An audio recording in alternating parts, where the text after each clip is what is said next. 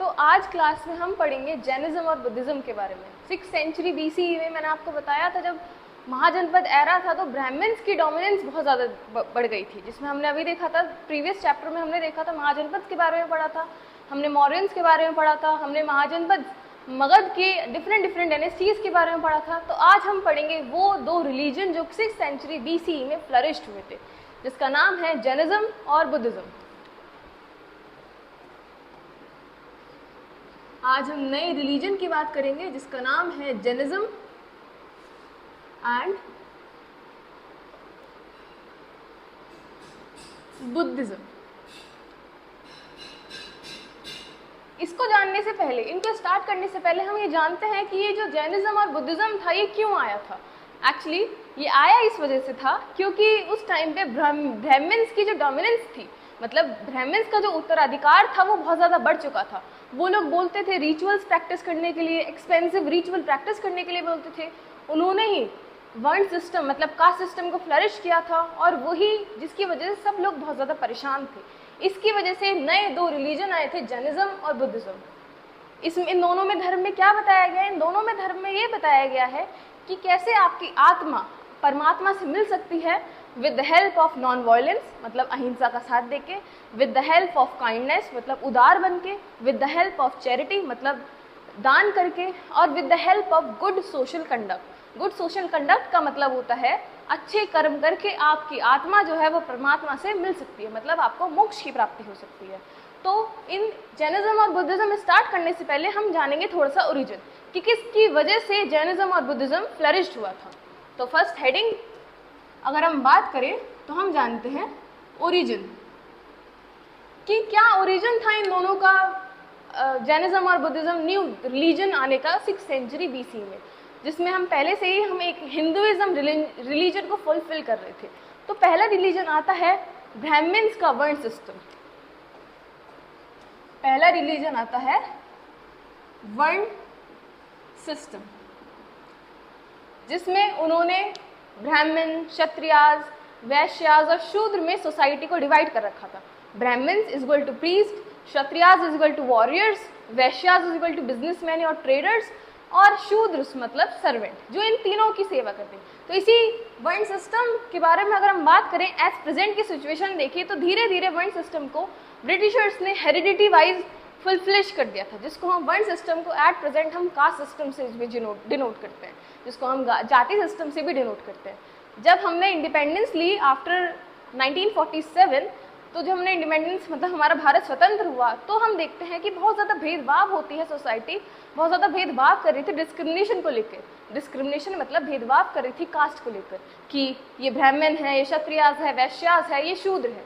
तो कॉन्स्टिट्यूशन में add on करे गए आर्टिकल 15, आर्टिकल 17 और आर्टिकल 46, इन सब चीज़ों को रिलैक्सेशन मतलब डिस्क्रिमिनेट ना हो इसकी वजह सोसाइटी में, इस वजह से इन सबको इन आर्टिकल्स के थ्रू प्रोटेक्ट करा गया। लेकिन तब भी सोसाइटी में डिस्क्रिमिनेट मतलब भेदभाव इतना होने लगा कि गवर्नमेंट ऑफ इंडिया ने रिजर्वेशन पॉलिसीज़ बनाई, जिसकी चलते ये जो रिजर्वेशन पॉलिसीज़ के चलते ये जो एससीज थे, एसटीज थे और ओबीसीज थे, इनको अपलिफ्ट करने के लिए मतलब इनको फुल फैसिलिटीज़ देने के लिए गवर्नमेंट लेके आई रिजर्वेशन पॉलिसीज़। अब कुछ अगर हम कास्ट सिस्टम की मॉडर्न डे में प्रेजेंट की बात करें तो ये हर फील्ड में फुलफिल है। कास्ट सिस्टम आपको पॉलिटिक्स में देखने को मिल जाएगा, कास्ट सिस्टम आपका एजुकेशन में देखने को मिल जाएगा, और कास्ट सिस्टम आपको जॉब अपॉर्चुनिटीज़ में देखने को मिल जाएगा। तो इसके लिए सरकार बहुत सारे रेगुलेशंस लेके आती है, पॉलिसीज़ लेके आती है, धीरे धीरे से कमबैक मतलब जस्टिफाई करने की कोशिश करती है कि जिसकी वजह से कास्ट सिस्टम ना हो। तो इस वजह से वो रिजर्वेशन पॉलिसीज़ लेके आई थी गवर्नमेंट ऑफ इंडिया। लेकिन रिजर्वेशन पॉलिसीज़ को कुछ लोग ये काफ़ी ज़्यादा डिबेटफुल मतलब अगर हम बोले तो चर्चित का विषय है, जिसमें इसमें बोला कुछ लोग बोलते हैं कि ये अन्याय के खिलाफ एक सोशल जस्टिस है, मतलब एक जस्टिस है उन लोगों के खिलाफ जिनके साथ पहले 200 ईयर अगो शोषण हुआ था। लेकिन कुछ लोग बोलते हैं कि इन्होंने फिर से इस रिजर्वेशन पॉलिसीज़ के थ्रू फिर से हमारी इंडिया को एक कास्ट के अंदर डिफरेंट दर्जों में बांट दिया गया। तो ये काफ़ी डिबेटफुल क्वेश्चंस है, जिसकी वजह से ये नए रिलीजन आए थे जैनिज्म और बुद्धिज्म। इसी वर्ण सिस्टम के बारे में हमने आपको बताया। नेक्स्ट आते हैं क्षत्रियाज अवॉइड वैदिक रिचुअल। अब जब ब्राह्मण्स की सुप्रीमेसी इतनी बढ़ गई थी तो वो अपने आप को बहुत ज़्यादा सुप्रीम समझते थे। वो सोचते थे कि जो हम बोलेंगे वही राजा जो करेगा अपने राज्य के लिए करेगा। तो क्षत्रिय जो वॉरियर क्लैन थी, जहाँ के राजाज बिलोंग करते थे, क्षत्रिय क्लैन से बिलोंग करते थे, तो वो मनमानी ब्राह्मण्स की बात नहीं मानते थे, जिसकी वजह से ब्राह्मण्स उनको बोल देते कि जा मैं तुझे ये नहीं करवाऊंगा तो तुम्हारे राज्य का ही कल्याण नहीं होगा, जिसकी वजह से क्षत्रियाज ने खुद अवॉइड करा वैदिक रिचुअल को।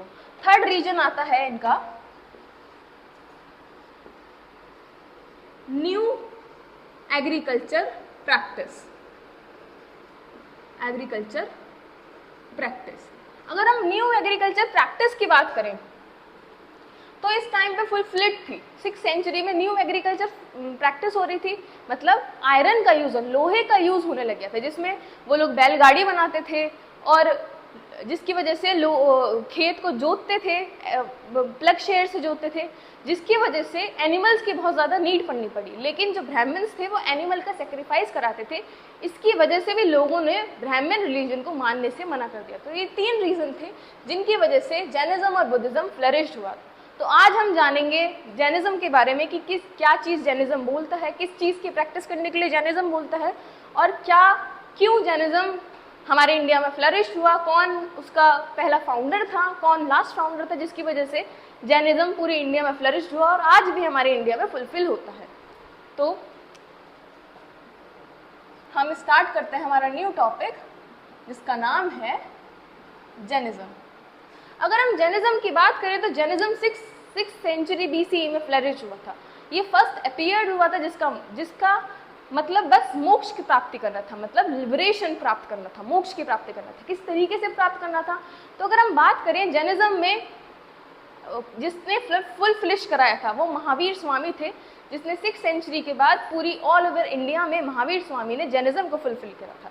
अगर हम बात करें जैनिज्म में, जिसमें 24 तीर्थंकर्स थे, 24 तीर्थंकर्स थे, जिसको बोला जाता है ग्रेट टीचर्स। ये वो ग्रेट टीचर्स थे जिन्होंने मोक्ष की प्राप्ति कर ली थी जिंदा रहते हुए, और ये लोगों को ज्ञान बांटते थे, मतलब नॉलेज बांटते थे किस तरीके से आपकी आत्मा जो है वो परमात्मा से मिलती है। तो इसमें 24 तीर्थंकर्स थे, जिसमें से पहला जो तीर्थंकर्स थे वो ऋषभनाथ थे, और 24th तीर्थंकर जो थे वो महावीर स्वामी थे। तो उन्हीं महावीर स्वामी के बारे में जानेंगे। अगर हम बात करें महावीर स्वामी का ओरिजिनल नेम जो था वो था वर्धमान महावीर स्वामी, जिनका जन्म कुंदन ग्राम विलेज नियर वैशाली के पास हुआ था 540 BCE। अगर हम इनकी बात करें, इनके फादर की बात करें, तो इनके फादर जंत्रिका क्षत्रिय क्लैन से बिलोंग करते थे, और इनके फादर का नाम था सिद्धार्थ और इनकी मदर का नाम था त्रिशाला। जो कि अगर हम बोलें तो महावीर, वर्धमान महावीर जो थे, वर्धमान महावीर जो थे वो एक क्षत्रिय थे, जो कि जंत्रिका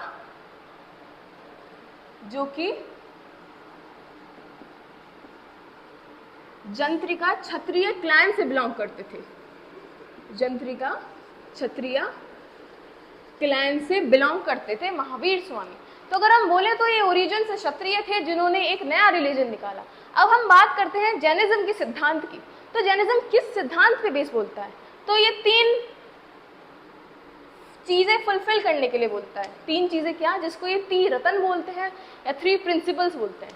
3 प्रिंसिपल्स, जैसे कि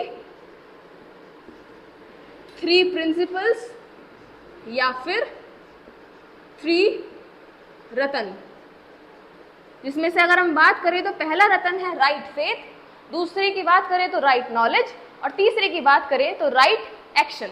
मतलब आपका अच्छा विश्वास होना चाहिए, आपके पास अच्छी नॉलेज होनी चाहिए, और आपका जो विश्वास है और जो नॉलेज है वो अच्छे कार्य, मतलब अच्छे एक्शन में लगने चाहिए। तो ये इनके 3 व्रत थे, 3 प्रिंसिपल थे।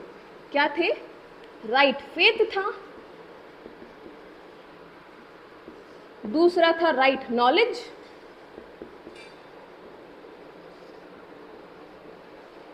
और तीसरा था राइट एक्शन। अब इन 3 रत्न को पाने के लिए महावीर स्वामी ने 5 व्रत बताए, जिनको ये 5 पंच महाव्रत बोलते थे, 5 वॉल्स बोलते थे। वॉल्स का मतलब होता है व्रत। क्या क्या वो 5 व्रत थे? तो 5 व्रत थे पंच महाव्रत। तो इन्होंने 5 महाव्रत बताए, जिसका मतलब था 5 अलग अलग तरीके से व्रत। जैसे कि अगर हम बात करें तो पहला व्रत था अहिंसा। अहिंसा का मतलब होता है नॉन वॉयलेंस, मतलब आपको अहिंसा का साथ नहीं देना। सेकंड आता है सत्य, मतलब ट्रुथ, आपको सच बोलना है।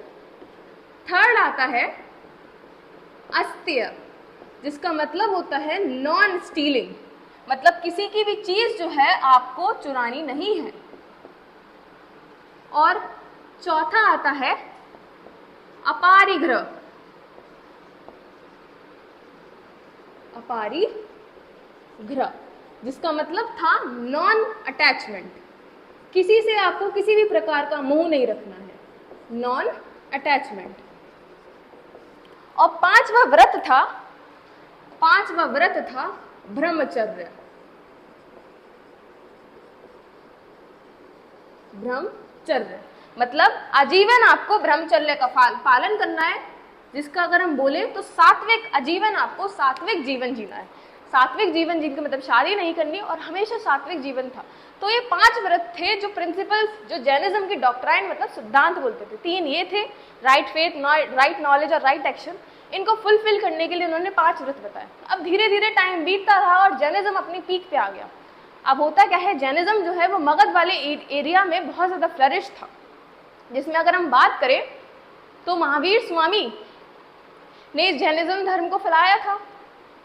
तो 12, अब अगर मगध की बात करते हैं तो मगध में उस टाइम पे 12 ईयर फेमाइन आया था, जिसकी वजह से जो जैनिज्म था ये 2 पार्ट में डिवाइड हो गया था। अब होता क्या है, उस टाइम पे चंद्रगुप्त का राइन होता है, जिसकी वजह से जो वो फेमाइन आ रहा होता है, मतलब अकाल पड़ता है, 12 साल का अकाल पड़ता है। चंद्रगुप्त उसको मेंटेन नहीं कर पाते, और जब वो मेंटेन नहीं कर पाते तो वो अपने बेटे बिंदुसार को अपॉइंट करते हैं एज अ किंग, और खुद भद्रबाहु के साथ श्रवण बेलगोला, कर्नाटका में एक जगह है, वहां चले जाते हैं और जैनिज्म अडॉप्ट करते हैं। और अडॉप्ट करते हैं साले खाना, जिसका मतलब होता है स्लो बाय डेथ, मतलब स्टारवेशन बाय स्लो डेथ, धीरे धीरे मृत्यु को प्राप्त करना भूखे रहते हुए।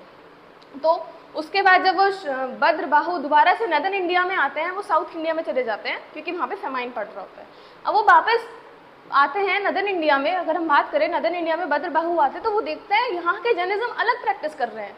तो इसी वजह से जैनिज्म जो है वो 2 पार्ट में डिवाइड हो जाता है। 2 पार्ट में कौन से? दिगंबर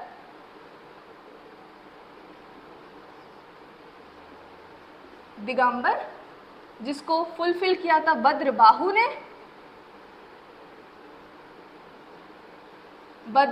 ने, और श्वेतांबर्स